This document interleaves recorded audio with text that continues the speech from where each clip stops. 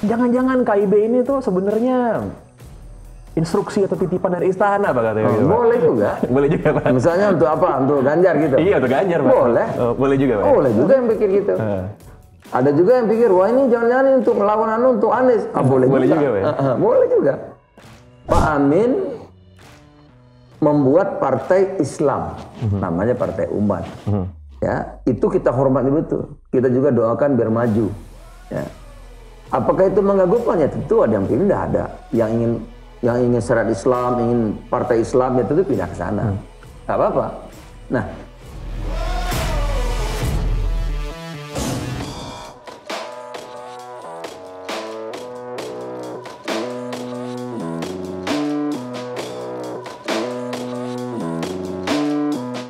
saat ini saya bersama dengan Ketua Umum Partai Amanat Nasional, Bapak Zulkifli Hasan. Pak Zul, terima kasih banyak sudah berkenan untuk berbicara dengan kami. sama-sama Bang. Pak Zul dan juga PAN ini, Pak, kalau kita lihat belakangan ini dalam peta percakapan politik Indonesia, posisinya kok saya rasa seru banget, Pak.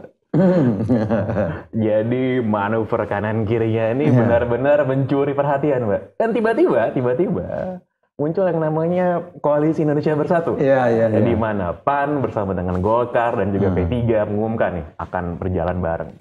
Apa sebenarnya, Pak, motivasinya, Pak? Saya yakin sih kita udah lihat statement-statementnya di media, Pak. Tapi saya pengen nanya langsung sama Pak Zul ya, di Afdol, Pak. Kenapa Pak bikin koalisi itu, Pak? Ya, pertama saya memang beberapa kali jumpa dengan Pak Erlangga ya.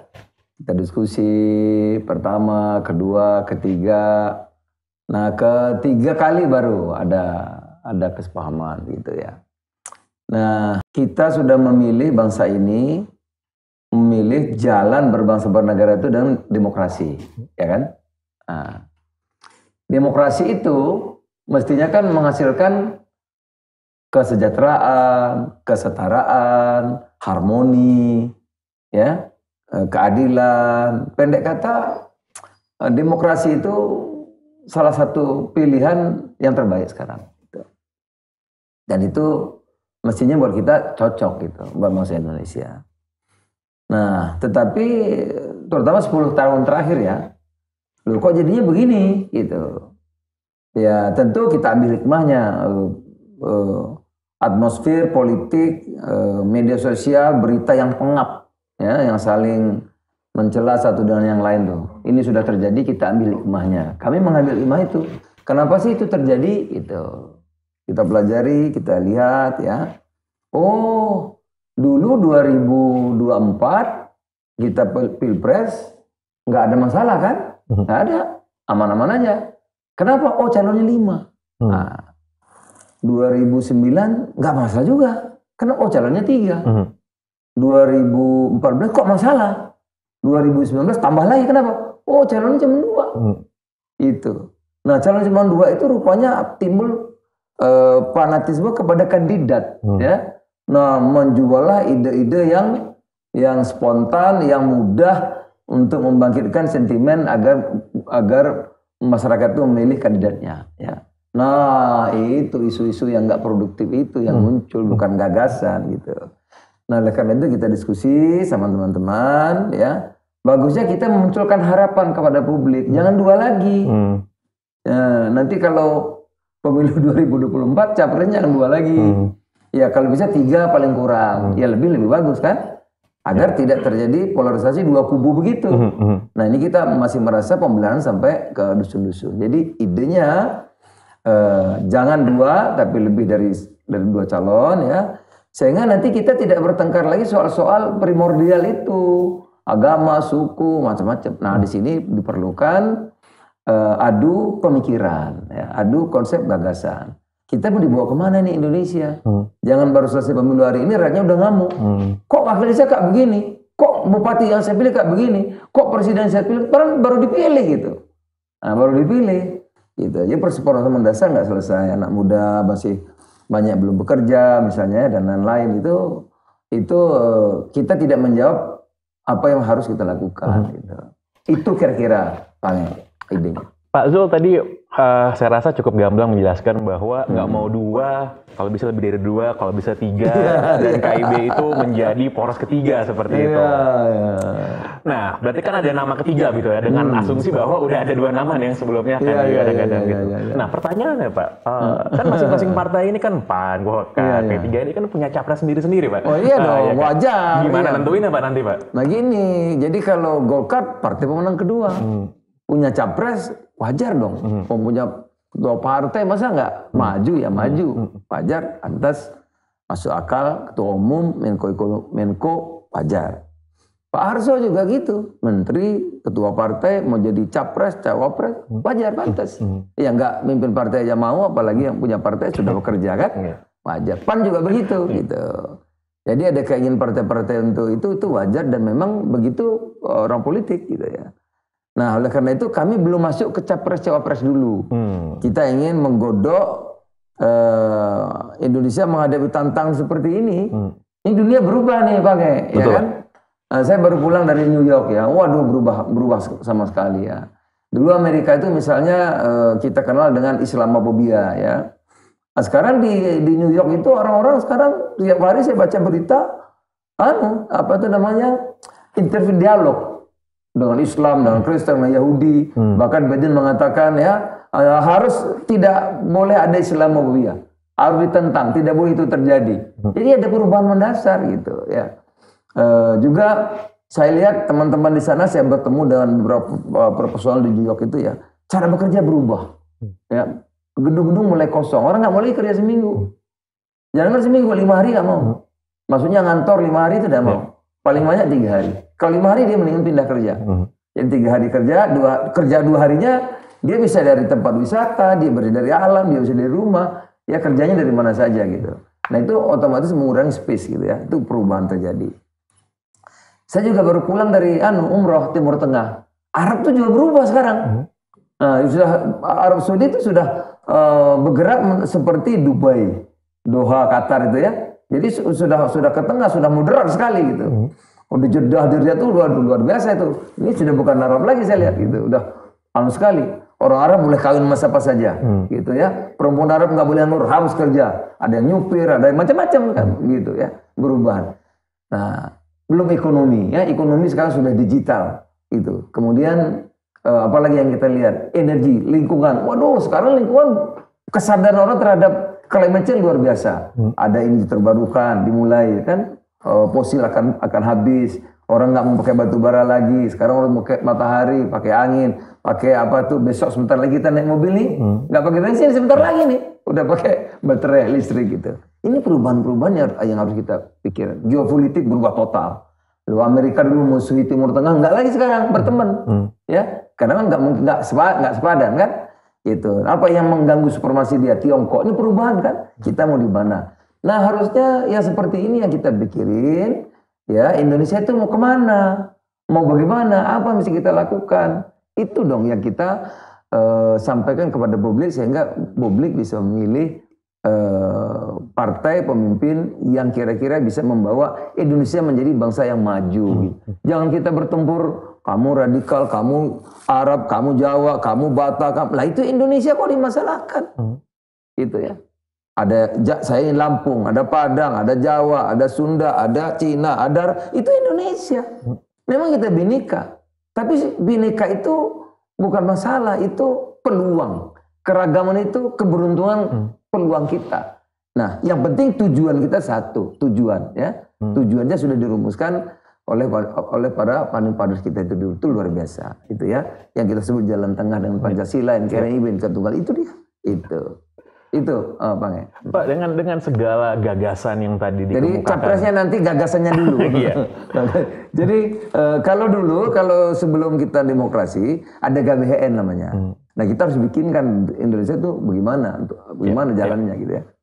Iya, dengan segala gagasan yang tadi dikemukakan oleh Pak Zul gitu kan, kita bicara kita harus lebih outward looking, lihat keluar, horizon dunia ini luas, bukan cuman urusan di dalam aja. Tapi gimana Pak cara untuk mengatasi dengan gagasan tadi disampaikan, begitu ketemu dengan pemilih, masyarakat, urusannya nggak jauh-jauh dari cabang sama kader Pak gitu. Jadi kita keren-keren nih Pak mikir gitu Pak. Gimana cara menyikapinya Pak? Memang saya kira memang kita inilah yang harus Orang Indonesia itu juga pintar-pintar, saya percaya, saya yakin ya. Oleh karena kita harus ada tawaran gagasan yang memang bisa dimengerti, bisa dipahami, bisa diterima dan masyarakat merasa itu miliknya dan itu yang harus mereka lakukan dan ini jalan keluar bagi mereka itu.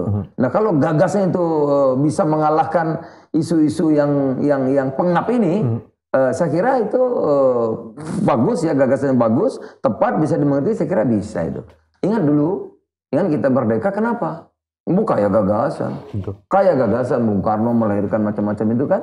Pemikir-pemikir dulu luar biasa. Cuman waktu itu kita kaya gagasan, tapi implementasinya tidak menghasilkan kesejahteraan. Akhirnya orang nggak mau gitu. Nah kita berharap gagasan ini yang betul-betul bisa membumi dan bisa menghasilkan sesuatu kebaikan, membuat Indonesia menjadi lebih maju. Baru saya kira masyarakat akan terima. Baik Pak, saya mau nyentuh sekarang soal PAN ya Pak ya. Mohon maaf nih Pak, tapi banyak orang yang kalau ditanya soal PAN itu, image-nya adalah, nih partai cari aman ini Pak. Nanggung-nanggung. Posisinya sebenarnya di mana sih? Pro pemerintah atau enggak? Atau posisi gitu Pak? Nah, gimana tanggapan Bapak? Iya begini, di kita ini, Indonesia ini, pemerintah, dalam pemerintah, luar pemerintah itu nggak pengaruh. Nggak pengaruh. Partai yang dukung pemerintah turun juga ada, yang naik juga ada. Di luar pemerintah, di luar pemerintah kan turun juga suaranya. Jadi yang paling penting apa yang kita bisa berikan kontribusi kepada pemerintah agar lebih berguna untuk masyarakat dan kita juga bisa memberikan kontribusi yang nyata kepada masyarakat Indonesia. Saya kira itu bagaimana kerja partai sendiri. Posisi luar dalam itu nggak begitu menurut saya. Nggak ada karena di dalam pemerintah turun juga ada, yang naik juga ada, di luar pemerintah juga gitu turun juga ada, naik juga ada. Ya jadi dan memang kita ini begini, Indonesia ini bagaimana ya? Kalau di Amerika kan jelas kan, itu Republik, Demokrat sudah. Nah kalau kita ini enggak, di pusat tidak mendukung Pak Jokowi, tapi di DKI bareng, ya kan? Di Jawa Timur bareng, gitu. Di mana bareng, di tempat lain nggak bareng, tempat lain bareng. Jadi saya oposisi itu ya seperti apa juga. Di sini yang berkuasa misalnya Pak Jokowi, tapi di Sumatera Barat gubernurnya PKS, ya kan? Itu di tempat lain gubernurnya ada Demokrat, di tempat lain gubernurnya ada Nasdem, macam-macam gitu. Jadi kita itu oposisi dan tidak oposisi juga tidak seperti negara-negara demokrasi yang partainya dua, karena kita multi partai gitu. By the way Pak, tadi nyinggung PKS, kenapa Pak Zul ngajak PKS join ke koalisi lagi Pak? Nah kita tiga itu ya terbuka. Nah, jadi bisa PKS, bisa Demokrat, bisa Nasdem, nggak sama. Ya kan tiga ini nggak final, belum. Ini baru awal kan? Iya. Jadi kalau saya nanti diundang Demokrat ya saya ajak Demokrat juga. Nah, kalau saya diundang Nasdem ya kita ngajak Nasdem juga gitu kan. Gitu. Jadi Pak Zul kingmaker-nya nanti Pak ya? Kingmaker-nya 2024? Enggak lah, saya biasa-biasa aja, orang biasa. Pak, kalau ditanya PAN itu sebenarnya basis pemilihnya siapa sih? Ini Pak mau dikenal sebagai partai yang seperti apa sih Pak? Karena dulu kan saya ya taunya PAN itu partai intelektual Muhammadiyah gitu ya, Pak. Kami selalu gini ya Pak Gaya. PAN ini selalu memberikan gagasan dan solusi bagi Indonesia. Tapi tidak mudah memang tadi Pak Gaya kan mengatakan kok masih itu lagi gitu ya. Karena memang begini, demokrasi itu Bang akan sukses berhasil kalau ada value. Nilai ya. Nah, gitu. Kalau dia tidak berdasarkan itu, maka dia menjadi demokrasinya transaksional. Nah, itu kelemahan PAN. Kami kalau transaksional nggak bisa. Gitu. Mau kasih baju banyak nggak bisa, mau kasih transport nggak bisa, mau kasih sembako nggak bisa. Jadi itu kelemahan kita. Gitu. Tapi kaya gagasan, kaya pikiran-pikiran, gitu, kaya solusi. Nah sekarang itu yang terjadi begini. Demokrasi itu kan harus ada sistem yang baik. Sistemnya baik, demokrasinya baik. Nah kita ini cilakanya. Demokrasi tapi sistemnya tidak demokratis. Apa tuh Pak? Ini, kamu kalau mau maju bupati, mesti 20% syaratnya. Kan tidak demokratis. Kalau mau maju presiden, mesti 20% syaratnya. Itu. Dari pemilu sebelumnya lagi. Jadi itulah yang menyebabkan kita ini jadi transaksional. Kalau transaksional, memang kami kalah terus. Karena yang menang itu yang dekat-dekat sumber daya. Ya, orang kalau transaksional kan orang itu mana bajunya, Bapak-bapak konkret, bapak konkret, gini kan, itu ada sembako lah, ada baju lah, ada macam-macam. Tapi itu sebetulnya yang mengkhianati cita-cita. Kenapa? Kalau sudah transaksional, jadi masyarakat itu memilih bukan yang diharapkan kan, memilih karena. Memilih karena sudah enak, sudah diberi gitu. Akhirnya apa? Dia nggak dapat yang terbaik.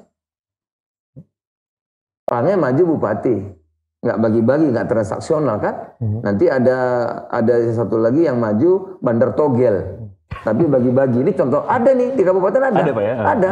Kalah itu saya yang dukung. Oh ini bagus. Hebat lah dari tokoh pendidikan itu punya konsep bagaimana kabupaten maju ya kan? Running, kita dukung jadi bupati. Bagus pikiran-pikirannya, punya karakter orangnya, jujur, bagus lah, ya kan? Tapi nggak punya logistik. Lawannya bener-bener togel, kalah kita jauh. Kalah. Apa yang terjadi? 4 tahun kita riset di kabupaten itu terjadi perubahan besar. Apa di situ? Perilaku sosialnya berubah total. Ada 480 lebih penderita HIV baru. Itu muncul di mana-mana itu organ tunggal, joget-joget itu, ya joget-joget, organ tunggal, minuman ya judi, perubahan, banyak begal, banyak macam-macam. Jadi kerusakannya dasar itu. Nah ini memang telur sama ayam, mana dulu itu ya, mana dulu. Nah oleh karena sekali lagi saya mengatakan demokrasi itu akan bagus kalau sistemnya bagus, sistem akan bagus kalau undang-undangnya bagus. Kalau undang-undangnya transaksional, lah sistemnya gimana? Demokrasinya, ya ini jadinya. Nah ini harus kita perbaiki, gitu ya. Tapi kan PAN juga memiliki anggota legislatif yang juga berperan untuk membuat undang-undang. Saya di sini rumahnya masih ada nih. Dulu saya udah hampir menang itu ya. Pilpres itu kita minta syaratnya 0. Udah datang semua partai-partai di sini. Saya nggak sebut lah di sini ruang ini. Saya yang pimpin, datang semua udah. Akhirnya keberadaan titik tengah 4%. Pilpres itu, ya kan? Ada satu partai cabut, pindah, bubar, nggak jadi, kalah. Ya jadi 20% itu.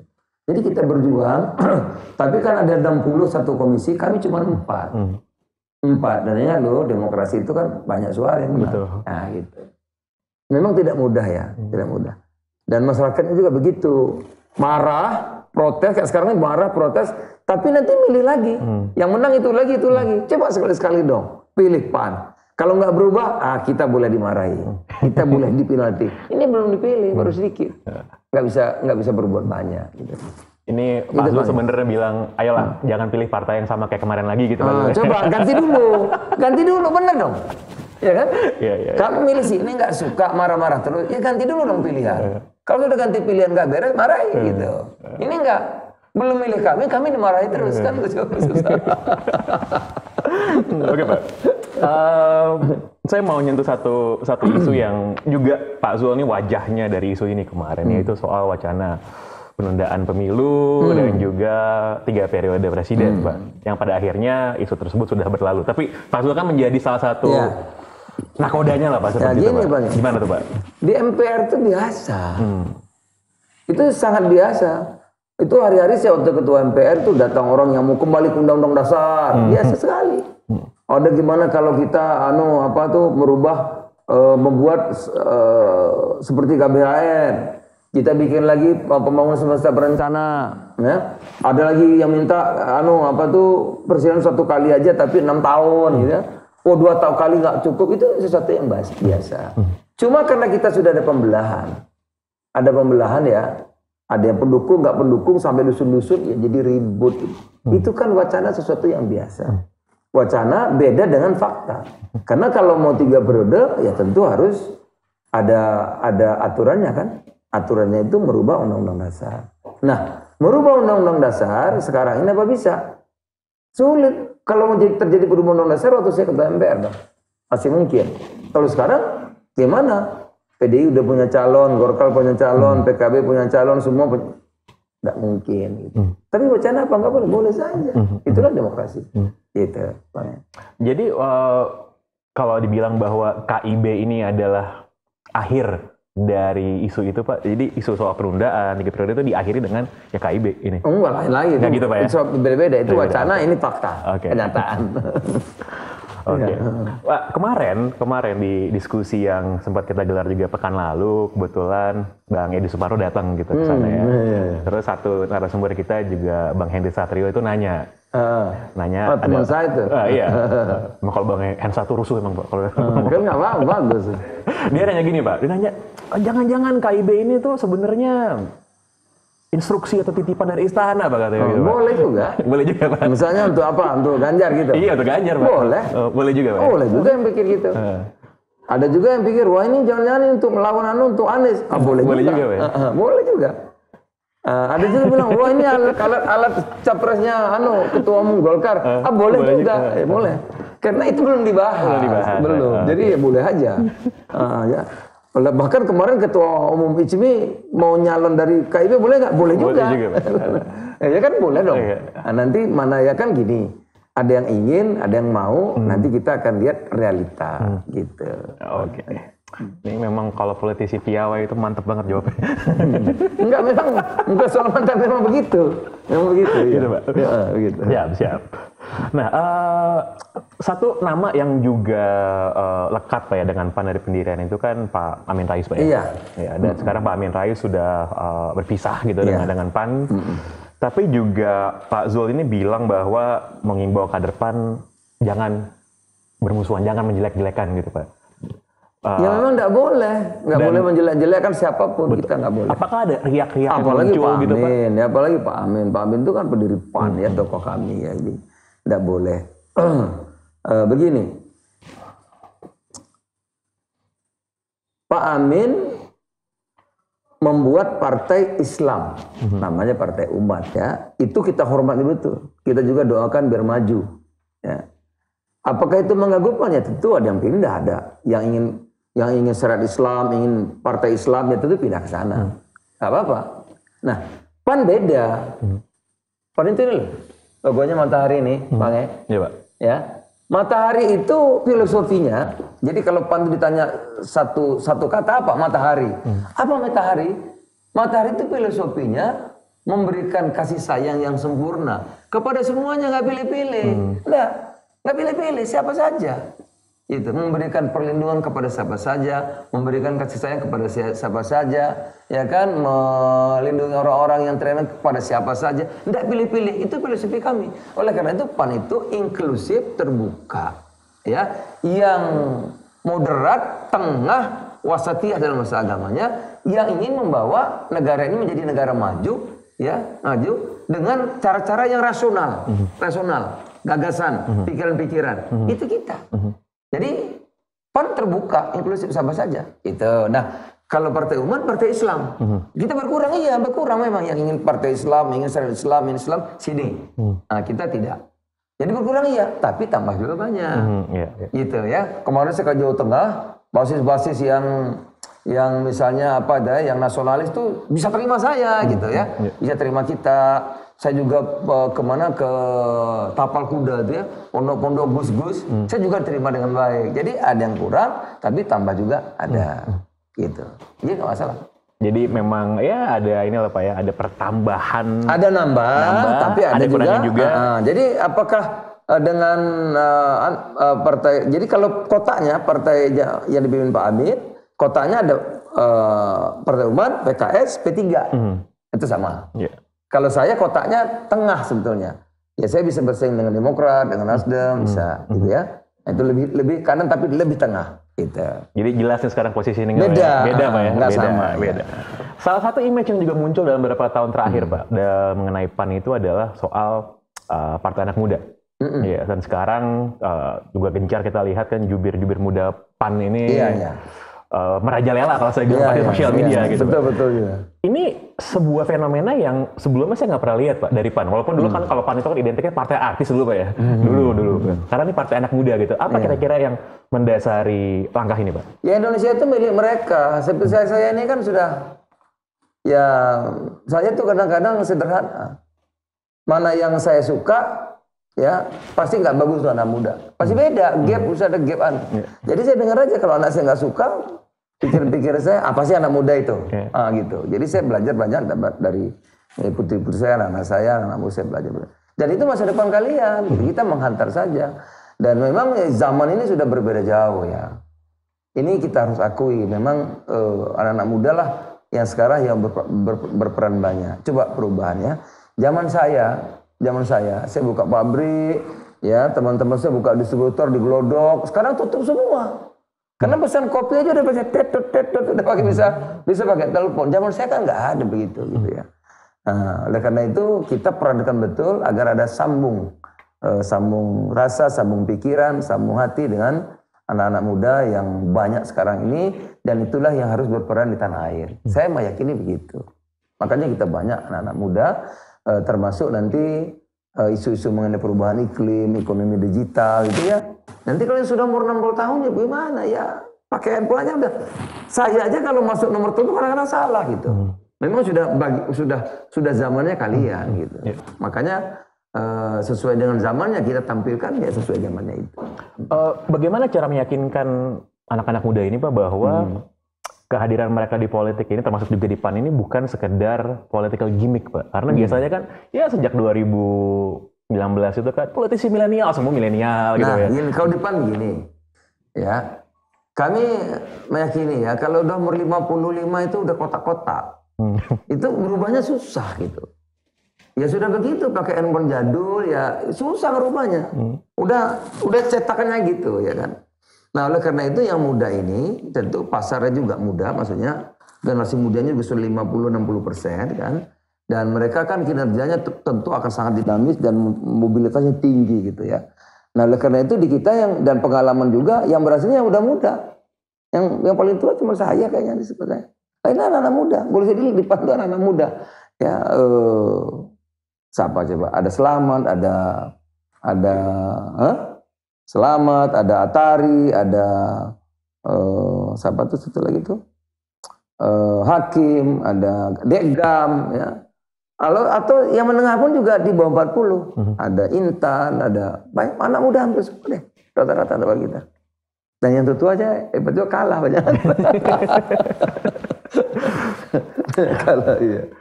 Kita ini sekarang udah mau memasuki bulan Juni Pak ya, 2022 gitu, dimana kurang dari 2 tahun sebenarnya menjelang ke Pileg di Februari Pak ya, 2024 rencananya. Dan masih jadi Pak pemilu Pak ya? Jadi dong, Pak ya? Nggak mungkin ditunda Pak ya? Sudah ada jadwalnya. Ada jadwalnya Pak ya? Nah pertanyaannya Pak untuk Pak Zul dan juga untuk PAN, target PAN apa Pak di pemilu 2024 Pak? Satu ya, tentu kita ingin berperan lebih besar. Kita kan sudah 24 tahun ini kan. Kita akan bekerja keras dan memang sudah ada alih generasi itu. Kita ke yang muda-muda ya, yang muda-muda. Zamannya, masanya, perkembangan dunia memang milik anak-anak muda ini gitu. Nah oleh karena itu pasar kita ke situ dan kita berharap nanti paling enggak kita bisa dapat 2 digit lah. 2 digit tuh 1.0 10% tuh ya 2 digit. Jadi kalau dihitung kursi antara 55 dan 60 kira-kira. Iya. Agar peran kita bisa lebih besar. Kalau untuk pilpresnya Pak? Nah pilpres memang sekarang ini diskusi begini. Apanya? Nanti mulai 16-an Juni ya kita akan ada pilihan raya. Seluruh kampung-kampung RT RW dusun-dusun itu akan memberikan nama-nama yang layak kita usung.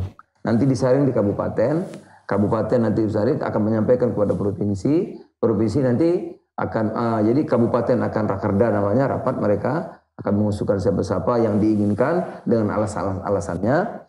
Nanti kemudian akan ada rapat pimpinan provinsi ya. Mereka juga akan rapat menyerap dari kabupaten itu siapa yang layak dan apa alasan-alasannya.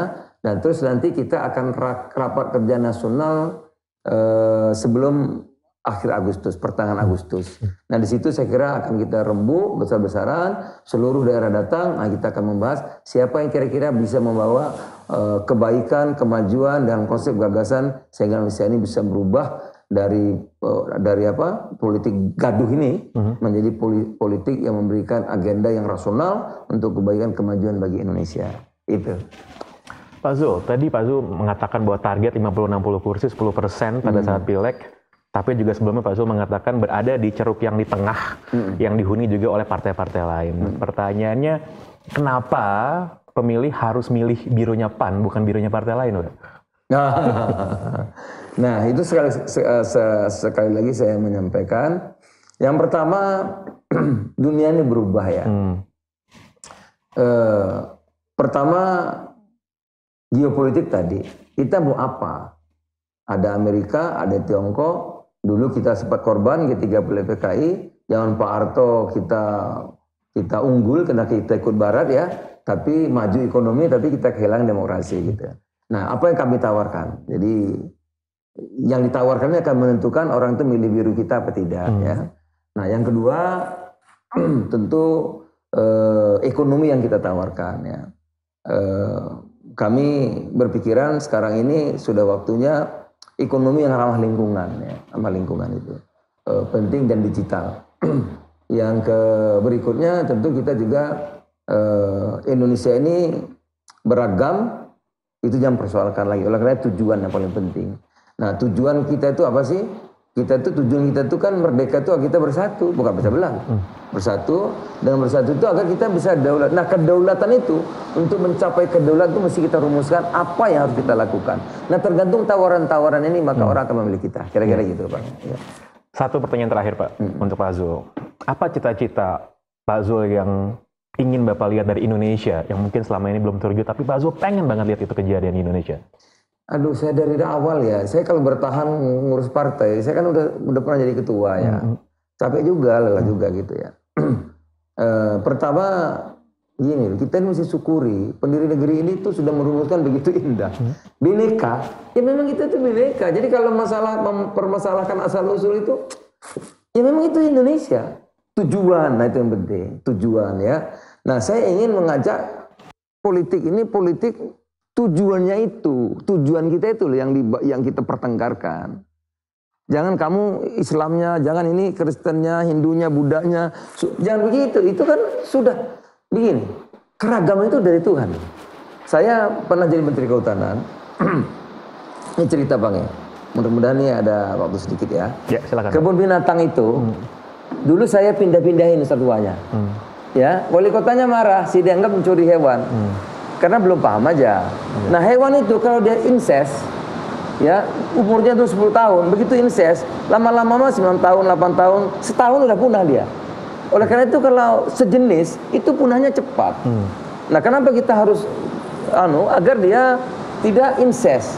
Oleh karena itu keragaman itu keniscayaan dari Tuhan. Kalau Sumatera itu kan hutannya macam-macam, Jawa juga begitu. Coba Sumatera cuma tanaman satu sawit, dia monokultur, cepat punah, penyakit datang. Jadi keragaman itu satu keniscayaan. Itulah PAN kan tuh banyak sinar-sinarnya itu kan keragaman itu. Jangan dimasalahkan. Nah, yang paling penting saya impikan tuh kita tujuan aja dong kita adu. Bagaimana Indonesia ini kita dulu lebih maju dari Tiongkok, jangan salah. Kita dulu lebih maju dari Korea Selatan gitu kan. Tapi kok sekarang kita ketinggalan? Kenapa? Kalau kita berputar hal-hal yang tidak produktif, pengap ya, kita capek. Nah, kita ingin mendengar Indonesia demokrasinya yang punya value, tawaran-tawaran gagasan, konsep, sehingga kita berubah, anak-anak kita nanti menjadi tegak berdiri menghadapi dunia manapun. Itu kira-kira. Pak Zulkifli Hasan, terima kasih banyak atas waktunya dan pembicaraan yang begitu menarik. Ya,